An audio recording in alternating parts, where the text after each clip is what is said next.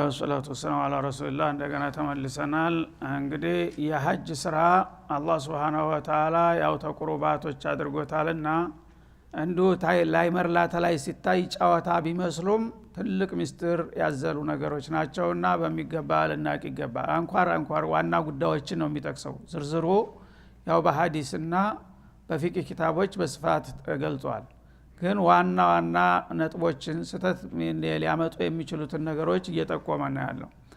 ወሚን الناس ከዚህ ቀጥሎ እንደገና ለሰለላ ቀድያ ጣልቃ ይገባል። ቁርአን ያው በሚሄድበት ጊዜ ተርቲበን ጦቢዒ አይዝም። አንድ ነገር መናገር ያለበትን ነገር ይናገራል። በዛ ጣልቃ ደግሞ አንድ ነገር መግባት ካለበት ይገባል። እንዲህ አይነት ርዕስ ላይ ነው እና ያዝኩት ይሄ ርዕስ ሳያልቅ ሌላ ነገር መግባት የለበትም አይልም። ምክንያቱም እያንዳንዱ አንቀጽ የራሷ የሆነ መመሪያ ናት እና ክስተቱ ደግሞ ወህዩ በሚወርድ ጊዜ እለት ተለት የሚያጋጥማቸው ክስተት ለሚከሰቱት ክስተቶች ወዳው ተስር መመሪያ ይሰጣል። ስለ አንድ ነገር እየገለጠ ያለ አስቸኳይ ነገር ከመጣ በመሐከል እንደገና አስቸኳዩ ነገር ጣልቃ ይገባል ማለት ነው። ማናው ሰዎችን መስራት ያለባቸውን ነገር እንዲሰሩና እንዲያውቁ ነውና። ስለዚህ ወሚን الناس አለ ባልተጠበቀ መልኩ ስለ ሙናፊቆች ተንኮል ያነሳል እዚህ መሐከል ማለት ነው። ምክንያቱም በዚህ መሐከል የተከሰተ ጉዳይ ስለነበረ ወሚን الناس ከሰዎች አሉ ባይገርማችሁ ይላል ማን يعجبك قوله في الحياة الدنيا አባባሉ የሚያስገርም ትኩረት የሚስብ ሲናገር በጣም ቃሉ አዋቂ ከመሆኑ የተነሳ የሚማርከህና የሚያደምህ ሰው ታገኛለህ ይላል። ወይሽድ ፊል ሐያቲ ዱንያ ማለት በቅርብ ህይወቱ እዚህ ዱንያ ላይ አንዳንድ ተናጋሪ ነገር አዋቂ ሰው ተነስቶ በሚናገርና በሚገልጽልህ ጊዜ አፍ ያስከፍታል ማለት ነው፣ የሚያደም ነው። ግን ይሄ ሰው እንደሚናገረው አይሆንም ማለት ነው። አስመሳይ ነው ማለት ነው። አፈጮሌ ነው። የፈለገውን ነገር አስመስሎ መናገር ይችላል። የዛ ጊዜ ሰዎች ሁላቸውም ትኩረታቸው ተስቦ በአድናቆት የሚያዳምጡት አለ በቅርብ ህይወት በዚህ ዱንያ ላይ ማለት ነው። የዛ አይነቱ ሰው ግን ነገ የውመል ቂያማ ሲነሳ በተቃራኒው ነው። ሁሉም ሰው የሚጠላውና የሚታዘበው ሆኖ ነው የሚነሳው። የሚደነቀውና የሚወደደው እዚህ ዱንያ ላይ ነው ማለት ነው። ለምን እዛ ሐቃኢቆች ድብቅ ምስጥሮች የሚወጡበት መድረክ ስለሆነ የሚናገረውን ሳይሆን የሥራ ውጤቱን ነው እዛ የሚታየው ማለት ነው። እዚህ ግን ጥሩ ተናጋሪ በደንብ ያሸክኖ በሚናገርበት ጊዜ ውስጡ እውነት ይሁን ውሸት ይሁን የሚያቅሰው የለም። ያው ሁሉም ሰው ምን አይነት ሰው ነው ብሎ በአድናቆት ነው የሚያየው ማለት ነው። ወይሽዱላህ አላ ማ ፊ ቀልቢሂ እና ሰዎች ያነጋገሩንና አቀራረቡን መሳካት በሚያው ጊዜ ያደንቁታል። ያው ግብዞች ናቸውና በአባባሉ ተማርከው ማለት ነው። እሱ ግን ውስጡን ያቃል፣ ስለሚያቅ ይሰማዋል ማለት ነው። እነዚህ ሰው ምናልባት ይሄ ሰው ሙናፊቅ ነው ውሸታም ነው ብለው ይጠረጥሩኝ ይሆን ይላል ያለበት ይገንበት እንደሚባለው። ስለዚህ ያችን ደካማ ጎኑን ለመሸፈን ምን ያደርጋል? ወይሽዱላህ አላ ማ ፊ ቀልቢሂ እና አና እሽሂዱ ረቢ እኔ እቅሲሙ ለኩም ይላል ማለት ነው። ሐሳቡን ያጠናከረ መስሎት እና የዛ ጊዜ ምን ማለቱ ነው? አትጠርጥሩኝ። የሚጠረጥር ካለ ማንም የጠረጠረው የለም፣ ሁሉም እያደነቀው ነበር። ግን ያለበት ይገንበት እንደሚባለው ፍርሃት ይሰማዋል አልፎ አልፎ ማለት ነው። የዛ ጊዜ ያንን እንግዲህ ፍርሃቱን ለመደጎም በመሐከል ቃለ መሐላን ይጠቀማል። እንደዚህ ምላችሁ እውነቴን ነው ወላሂ العظيم ይልሃል ማለት ነው። ይህንን አይነት እንግዲህ የደባ የሚሰሩ ሰዎች እንዳሉ እወቁና ንቁ ይላል አላህ Subhanahu Wa Ta'ala። ሙስሊሞች ፈዛዛ መሆናችን ነው የችግራችን ሁሉ ምንጭ ማለት ነው። ተንኮለኞች አፈጮሌዎች ይነዱናል ሁሉ ጊዜ ማለት ነው። አላህ ግን በማንኛውም አጋጣሚ ንቁ መሆን አለብህ። ለምን ያፈጮሌ መጫወቻ ትሆናለህ? ለምን እንደ ከብት ይነዳሃል? ያንዳንዱ ማንኛውም ሰው ሲናገር ይናገር፣ ጥሩ ተተናገረ ምንም ችግር የለም መናገሩ። ግን ቃልን ከተግባር ጋር ማመሳከር ያስፈልጋል። ይሄ ሰው እንደዚህ ብሏል፣ ግን የሚሰራውስ ምንድነው የሚለውን ማገናዘብ አለብህ ማለት ነው። የቃል ሰለባ መሆን የለብህም። እና ወይሽዱላህ አላ ማ ፊ ቀልቢሂ በልቡ ውስጥ ያለውን እናንተ ስለማታቁት አላህም ደግሞ አሁን መግለጫ እንደማይሰጥ ስለሚያቅ አላህ ይመስክርብኝ እውነቱን ነው የምላችሁ እርግጠኛ ነኝ ወላሂ እያለ በኔ ስም እንደገና በቃለ መሐላ ያዋክባቸዋል ይላል ማለት ነው። ወሆ አለዱል ኺሳም እናሱ ክርክሩ በጣም የከረረ ሰው ነው። በማንኛውም መልኩ ሰዎች በመጥፎ እንዳይጠረጥሩት ቀዳዳውን ሁሉ መዝጋቱ ነው በዛ አባባሉ ማለት ነው። እንደ አይነት መልቲ ሰዎች በመሐከላቸው እንደሚኖሩ አትዘንጉ። እነዛን ወቁና ቃላቸውን ከተግባራቸው ጋር አመሳክራችሁ እንደተባለው ከሆነ መልካም ሰየው ነው። ካልሆነ ግን ማንም አታላይ ሊያታልላችሁ እንደማይገባ እወቁ ይላል ማለት ነው። አለዱል ኺሷም ማለት ሸዲዱል ኹሱማ በማንኛውም መልኩ እኔ ያልኩት መሆን አለበት እና በዛም አዋክቤ የኔን ሐሳብ ማስወሰን አለብኝ የሚል አባዜና ባህሪ ያላቸው ሰዎች አሉ በመሐከላችሁ። የዛ አይነቶቹ ሰዎች ደግሞ ማንነታቸውን በሚገባ ጠለቅ ብላችሁ ማወቅ አለባችሁ። ዝም ብላችሁ በቃል ተማድነቅና ተማጨብጨብ ይላል ማለት ነው። ወኢዛ ተወላ ይህ አይነቱ ሰውዬ እናንተን እንግዲህ ሲያምታታችሁና ሲያባብላችሁ ከቆየ በኋላ ከእናንተ ዘወር ሲል ሰዓ ፊል አርድ ሊዩፍሲደ ፊሃ በመሬት ላይ ጥፋትን ለመዝራት ይጣደፋል ይላል ማለት ነው። አሁን እንግዲህ የልቡን ሰርቷል፣ የህዝቡ አማኔታ አፍትርፏል። ካሁን በኋላ እኔም በመጥፎ የሚጠረጥረኝ ነገር የለም ይልና ተምሂድ ካረገ በኋላ የሚፈልገውን ፈሳድ በስውር ደግሞ ዘወር ብሎ ይሰራል ማለት ነው። እሱ የሚፈልጋቸውን ነገሮች የዛ ጊዜ እሱ እንደዚህ ይሰራል ብሎ አይጠቅም፣ ህብረተሰቡ ቅዱስ አድርጎታል ማለት ነው። የዛ አይነት እንግዲህ ደባ የሚሰሩ አሉ። አንድ ወንጀል ቢሰራ ማን ሰራው ከተባለ በእኔ ላይ ጣት ይቀስራል አይልም። እሱማ እንደ አይነቱ ሰው ይባላል፣ ሌላ ነው እንጂ የሚሆነው። ይችን ነገር የሚጠቀሙ ብዙ መልቲዎች አሉ ይላል ማለት ነው። ተወላ ማለት እንዓዘለ አንኩም እናንተን ሲሰብካችሁ ቆይቶ ተናንተ ለየት ብሎ በሚሄድበት ጊዜ ታዛቢ በሌለበት ቦታና ሁኔታ የልቡን ይሰራል ማለት ነው። ለምን እሱ ታላቅ ሰው ነውና በመጥፎ ስለማይጠረጠር ማለት ነው። ሊዩፍሲደ ፊሃ በመሬት ላይ ጥፋትን ሊያሰራጭ ይጣደፋልና ይዋከባል። ወይሁሊከል ሐርተ በዚህ በሚፈጽመውና በሚያሰራጨው ጥፋትና ክፋት አዝመራንና ወነስለ የእንስሳት ዘሮችን ጭምር ሊያወዲም ይሯሯጣል ይላል።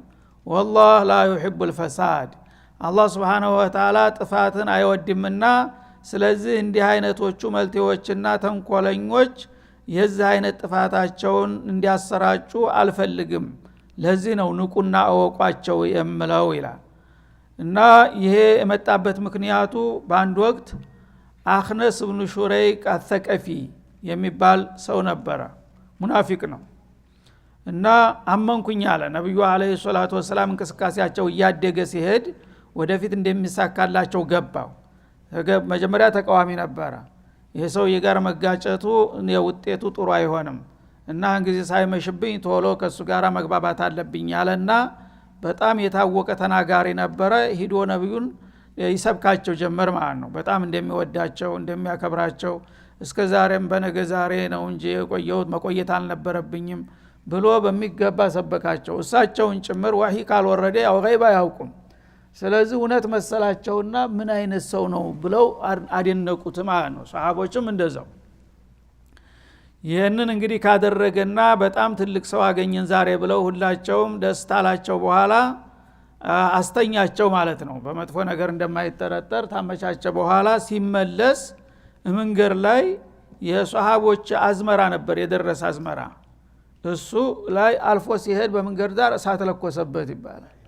የህቅዱ ብዛት ተመልከተ። አመንኩኝ ብሎ ሲሰብክ ነብዩን ወደውታለሁ አከብረውታለሁ እንደህን የመሰለ ኑር እስከ ዛሬ እንዴት አመለጠኝ ሲል ቆይቶ አንደገና እንስሳዎች አህዮች ምናምን ሲያገኝ የሙስሊሞቹ ናቸው ሲሉት እንስሳዎቹንም በጦር ወጋቸው። አጂብ እኮ ነው አንዳንድ ሰው ህቅድ ሱብሃንአላህ። ይሄ በዚህ ምክንያት ነው። እናንተ ጋር ሲምል ሲገዘት እንደዛ ሲያደማችሁ ያኔ መሰለ ዲስኩርስ ያስደምጣችሁ ሁሉ ሲመለስ እንዲህ አይነት ጥፋት የሚፈጽም ግፈኛ አለ። ይሄንን እንግዲህ አዝመራ ያቃጠለው እንስሳዎችን የጨፈጨፈው ሰው ማን ነው ሲባል ማን ነው? እሱን ጭራሽ ማንም ሰው አይጠረጥርም። የታወቀ የተከበረ ሰው ነው። እና አላህ ግን Subhanahu Wa Ta'ala ያ ተናንትና እኮ ሲደሰኩርላቸው የዋለው ሰው ነው ወንጀሉን ሰርቶ የሄደው ላጋለጠው ማለት ነው። ይሄ ሙገፈል መሆን የለባቸውም። መልካም ቃል የተናገረ ሁሉ ቅዱስ መሰላችሁ እንዴ? ማንንም ምስኪን አንድ ጎስቋላ በዛ አካባቢ ሲዘዋወር አግኝታችሁ አንተ ነብላችሁ እንዳትይዙት ደግሞ እኔ ነግራችኋለሁ ወንጀለኛውን ያ የተናንትናው ኸጢብ ነው እንዲያደረገው ብሎ ቁጫላ አላህ Subhanahu Wa Ta'ala አንድ ይሄ ነው። በሌላው በኩል እሱ መነሻ ይሁን እንጂ የዚህ አይነት ባህሪ ያላቸው ሰዎች በኩል ዘማኒ ወመካን እንዳሉ ድርስ መመሪያ መስጠቱ ነው ማለት ነው።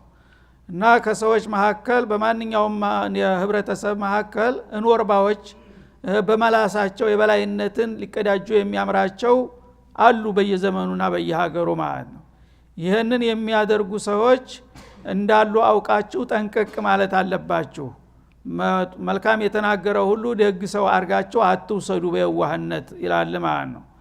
እና እናንተ ጋራ ሲሰብካችሁና ሲደልላችሁ ከቆየ በኋላ ወይዳ ተወላ ሰአፊል አርድ ከናንተ ዘወር ሲል ተነጥሎ በሚሄድ ጊዜ ወይም ቢጤዎቹን ሲያገኝ በምድር ላይ ጥፋትን የሚዘራና የሚያሰራጭ በጥፋት ተለኮ ላይ የሚተጋ እንዳለ እወቁ ይላል።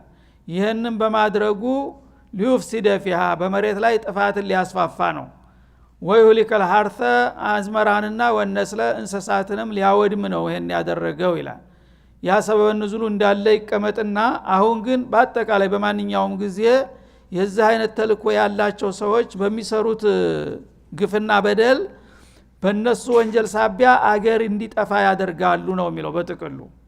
ማለት ምንድነው? ወንጀለኛ እንግዲህ የሰው አላየኝም ብሎ ወንጀል ባሰራጨ ቁጥር በህብረተሰቡ መካከል ብጥብጥ ነው የሚፈጠረው። ወንጀል ከተፈጸመ ወንጀል የተፈጸመበት አካባቢ ማን ነው እንዲህ ያደረገው ይባላል።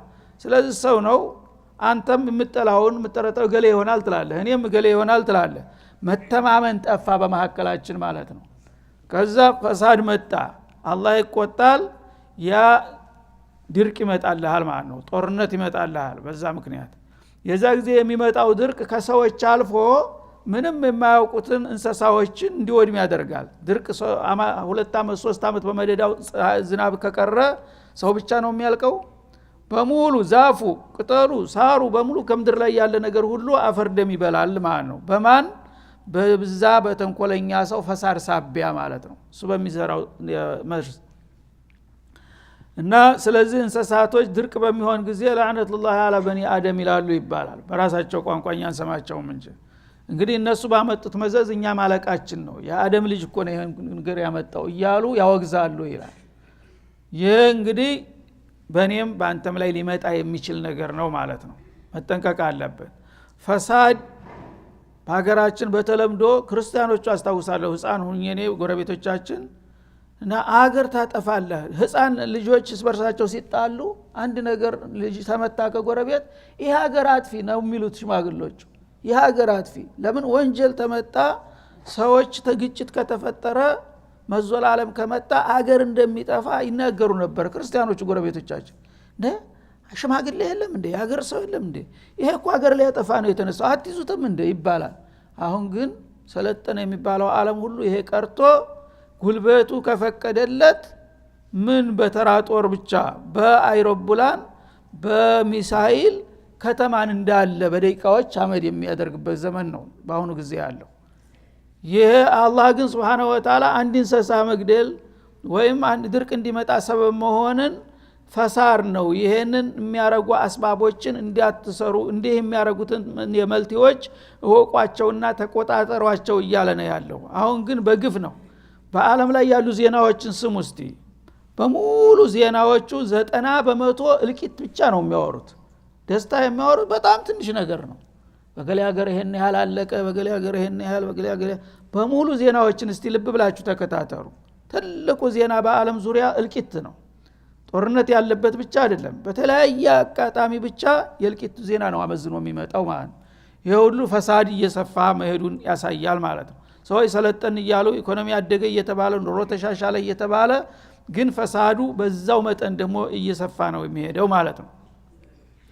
እና አላህ Subhanahu Wa Ta'ala ላ يحب الفساد ጥፋትን አይወድም። እንግዲህ የዲናችሁ የአኺራችሁን ጉዳይ ተውትና እናንተ በተንኮል እንደዚህ አይነት ድብብቆች በሚጀምሩ ጊዜ በዚህ በዱንያ ላይ የመኖር እድላችሁ ራሱ አደጋ ላይ ይወድቃል።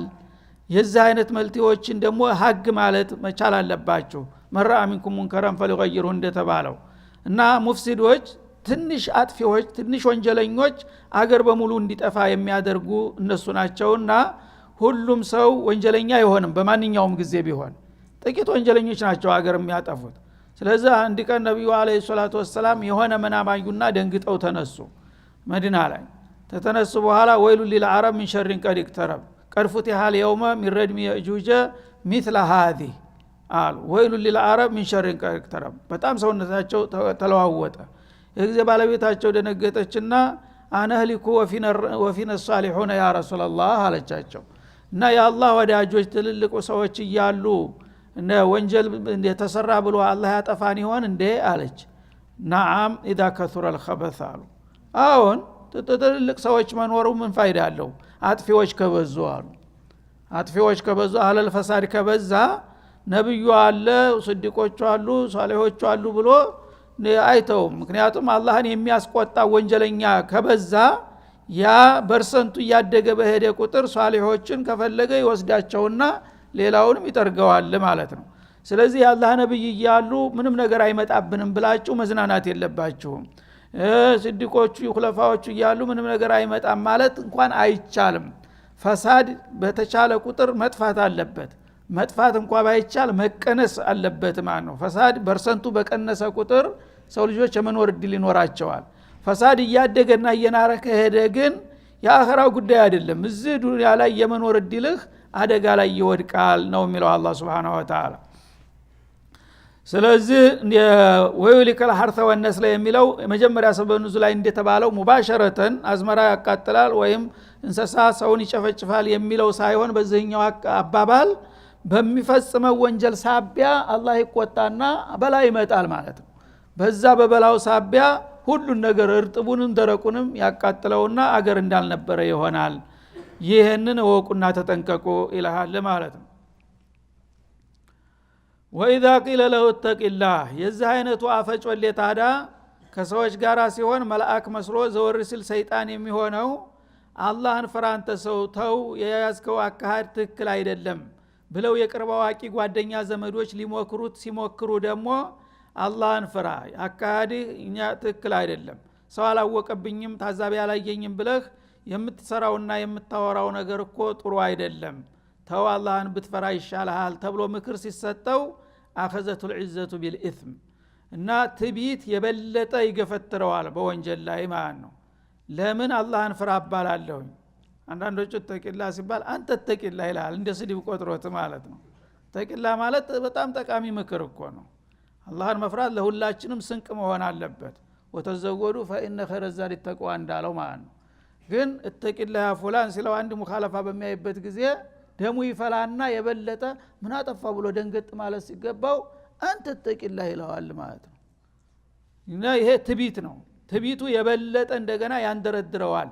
መጠርጠር ካልቀረማ ይልና የበለጠ በዛው ላይ ሽንጡን ገትሮ ይከራከራል አለል ሐቅ መስሎ ማለት ነው።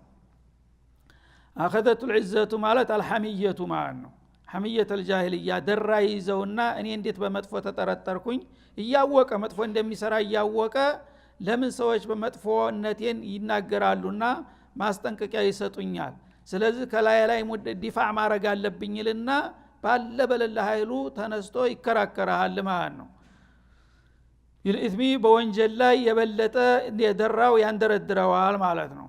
فحسبه جهنم እንዲህ አይነቱ ትቢተኛ ታዳ መጀመሪያውንም ማድረግ የሌለበትን ነገር ማድረግ ሳያንሰው እንደገና ደግሞ መካሪዎችን ገልምጦና አመናጭቆ ራሱን ቅዱስ ለማድረግ የሚፍጨረጨር ከሆነ ይሄ ሰውዬ ምክር አልመለሰውም ማለት ነው። እና መከረው እምቢ ካለ እንደሚባለው ያኔ የመጨረሻው ምን ይሆናል? فحسبه جهنم በቂው ጀሃነም ትሆናለች። እንግዲህ መጀመሪያ አቂል እንደመሆኑ ይሄ አይነት አካሃድ መጥፎ መሆኑን አውቆ ራሱን በራሱ መመለስ ነበረበት።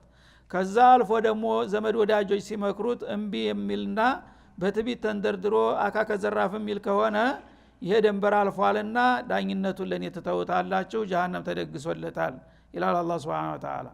ወለቢሰል ሚሃድ ጀሃነምም ለሱ ምንኛ የከፋች ምንጣፍ ናት ጀሃነምን እንደ ፍራሽ አደረገለት ማለት ነው እና ጥሩ የፍራሽ አዘጋጅተን እየጠበቅነው ነው እዛች ላይ ያርፋል ግድለም ይላል ማለት ነው